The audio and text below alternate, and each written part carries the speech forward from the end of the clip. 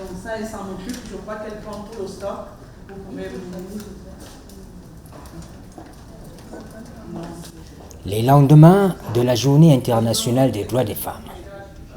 Une journée d'action dont le but est de fêter des victoires et les acquis. Faire entendre les revendications, améliorer la situation des femmes. Au-delà des manifestations officielles et populaires, c'est un moment de réflexion en communauté ou en entreprise, comme c'est le cas ici, où l'on parle de la prévention du risque du cancer du sein et du col de l'utérus. C'était une commande gouvernementale de la ministre de la Promotion de la Femme qui ne voit pas des entreprises privées comme le Yoga Hotel. On devait avoir une causerie éducative sur les maladies féminines. Vous savez, en général, le personnel des hôtels est féminin.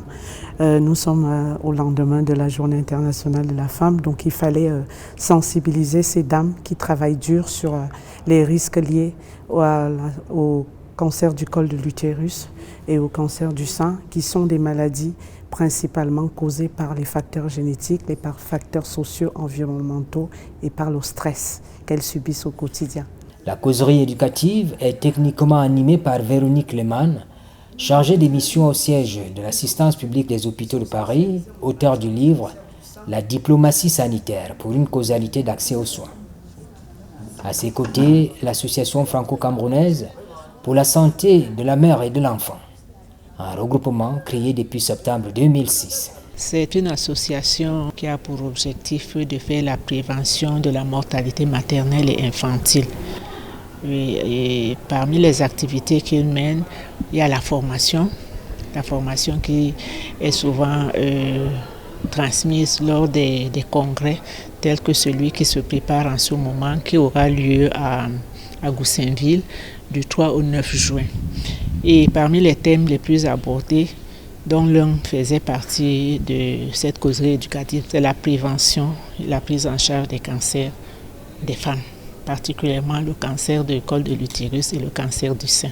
L'option pour les organisateurs de cette causerie éducative, c'est la prévention du risque, dans un schéma d'accompagnement des personnels.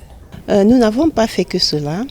Avant cette causerie, nous avons eu par le passé à faire des causeries sur le sida, sur la polio. Nous avons fait des collectes de dons de sang. Nous avons fait des vaccins contre l'hépatite et contre la polio même déjà. Donc cette fois-ci, l'hôtel du Palace aura 20 ans en avril et depuis janvier, nous sommes en train de préparer cet heureux événement.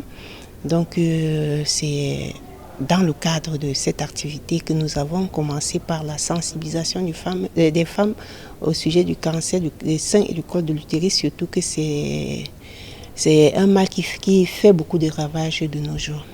À dessein, l'échange est destiné à une catégorie socio-professionnelle bien identifiée. Ces problèmes sont spécifiques. Scientifiquement, il est indiqué par exemple que les facteurs de risque du cancer du sein, les mieux établis, sont des facteurs génétiques, familiaux, hormonaux et reproductifs. L'environnement et le mode de vie y sont aussi impliqués. Nous avons assimilé les hôtels à l'hôpital. Nous avons assimilé et parlé de la vulnérabilité des femmes. Les femmes qui travaillent dans les hôtels sont exposées à l'environnement qui peut être source de stress, qui lui aussi peut conduire à une perturbation dans la sécrétion des hormones, surtout dans le développement de ces pathologies.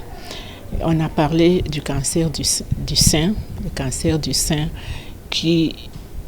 on n'a pas voulu faire un cours magistral, mais parler de la prévention en mettant en exergue l'autopalpation des femmes chez elles. Donc, reconnaître les signes d'alarme qui les amènent à aller consulter un spécialiste qui va diagnostiquer, parce que toutes les tumeurs du sein ne sont pas cancer. Il faudrait donc qu'elles consultent pour que le gynécologue, avec des examens, des échographies, des IRM, diagnostique que c'est vraiment un cancer, à quel stade il se trouve et quelle est la prise en charge la plus appropriée. L'échange, assez animé dans la salle, montre bien l'intérêt qu'on y attache. Ce que je voudrais dire suite à cette causerie éducative, c'est qu'elle a été très enrichissante et aussi elle a levé le tabou que nous avons souvent dans nos quartiers où on dit le cancer est causé par l'aliment qu'on mange ou par la malnutrition ou alors d'aucuns disent c'est la médecine traditionnelle qui favorise le cancer soit du sein ou bien du col de l'utérus. Et avec la dame aujourd'hui, nous avons donc pu apprendre qu'il y a un virus qui cause le cancer du col de l'utérus. Et donc, ça lève en quelque sorte ce tabou que nous avons au quartier. Le diagnostic du cancer chez l'homme ou chez la femme est toujours un choc psychologique. Au-delà de la gravité de la maladie, se dessine rapidement le spectre des différents traitements à vivre. Il faut par conséquent assurer un soutien et un suivi psychothérapique des patients, de leur famille, par des entretiens individuels ou en groupe. Justement, nous avons parlé des hommes et nous avons été très agréablement surpris d'avoir des hommes dans la salle qui ont posé des questions très pertinentes. Des questions très pertinentes qui sont liées à la vie du couple. J'osais parler qu'il y a les humeurs, l'environnement, les hormones, les troubles hormonaux peuvent occasionner des humeurs qui font que dans le couple, si le mari n'est pas aguerri, il peut se poser des questions, mais pourquoi ma femme a changé? Et cette perturbation d'hormones va influencer beaucoup d'autres organes. Donc l'apport des hommes se situe surtout, nous les voulons au moment où on a diagnostiqué un cancer pour la prise en charge psychosociale de cette partenaire. Parce que vous êtes sans ignorer que lorsqu'on vous dit cancer, on voit à la clé une condamnation à mort. Or, notre problème, c'est donc prôner le dépistage précoce de toutes ces pathologies féminines, c'est-à-dire à intervalles réguliers, essayer de faire des check-ups ou bien dans des organismes ou des sociétés qui peuvent organiser des dépistages. Le dépistage précoce est le meilleur. On a toujours dit que la prévention vaut mieux que soigner. Donc nous ici, c'est pour promouvoir le dépistage précoce du cancer du col, du cancer du sein. Cette causerie combine deux événements majeurs.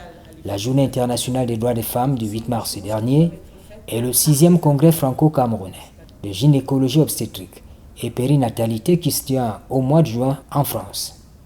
Tout cela appelle à un suivi ou plutôt une continuité dans l'action amorcée. Pas une fois, pas deux fois, peut-être à la longue, on va vraiment faire le partenariat avec la dame comme elle a dit. Pourquoi pas si on peut arriver même juste à accompagner certains si on des pistes. Très tôt, la structure pourra les accompagner aussi. On peut être en bonne santé sans savoir qu'on couvre un cancer, qu'il faut être vigilant, être en alerte, consulter son médecin de manière systématique, surtout quand on est une femme et que les femmes sont plus à même de contacter certains cancers qui aujourd'hui arrivent de plus en plus à un âge plus jeune et qui font des dégâts dans les ressources humaines d'un pays comme le Cameroun qui veut se développer.